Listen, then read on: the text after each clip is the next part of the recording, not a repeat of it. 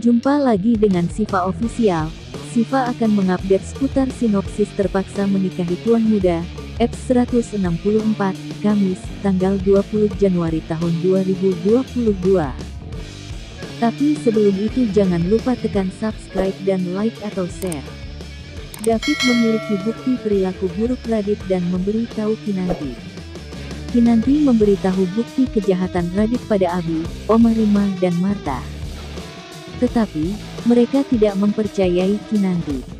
Lalu, apa tindakan Kinanti? David datang menemui Kinan, orang itu sudah pergi. Sejenak Kinan lega. Tapi, ternyata orang itu masih mengawasi Kinan di tempat sembunyi. Kinan kasih tahu David. David jadi emosi dan mau datangi orang itu. Tapi, orang itu keburu pergi.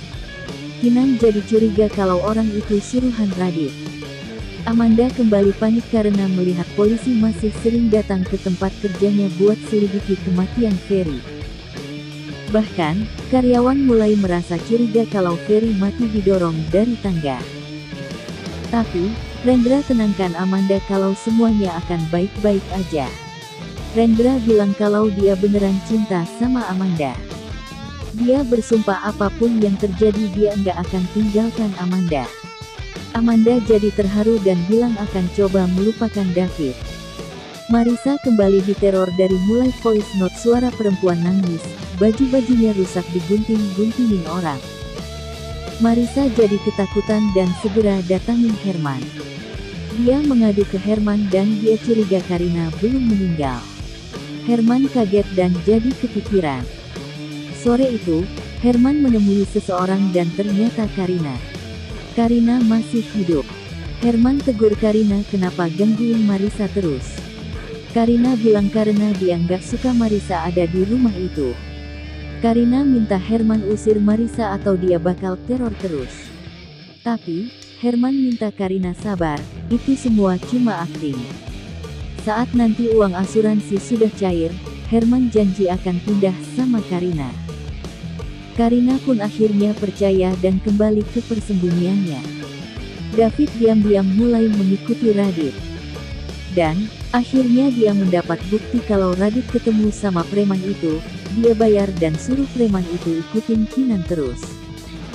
David pun segera foto dan kirim ke Kinan.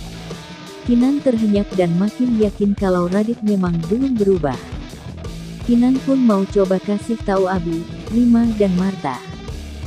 Tapi melihat mereka masih begitu percaya sama Radit, bahkan Abi sampai berencana mau kasih kerjaan atau modal usaha buat Radit, bikin Kinan urung ngomong.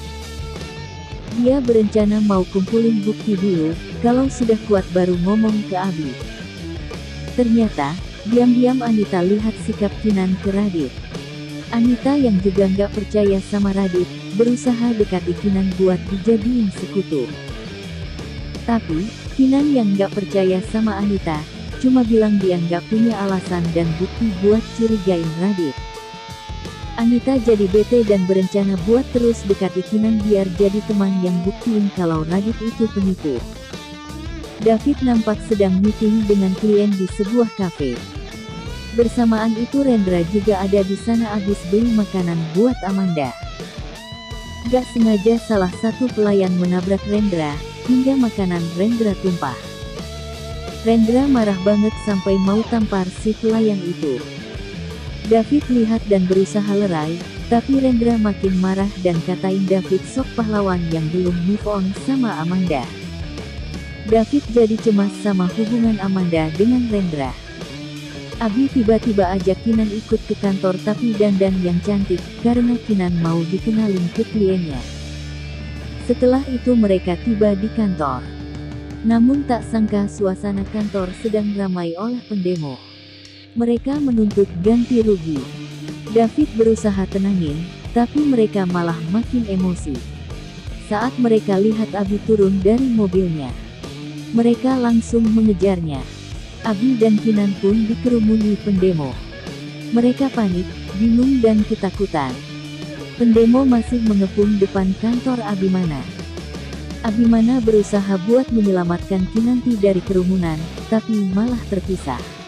Abimana berhasil dibawa masuk oleh David. Sementara Kinanti masih dalam kerumunan. Kinanti berusaha buat melepaskan diri, malah makin dikepung. Kinanti akhirnya berhasil kabur, lari sambil pegangi perutnya. Terima kasih telah menonton channel ini.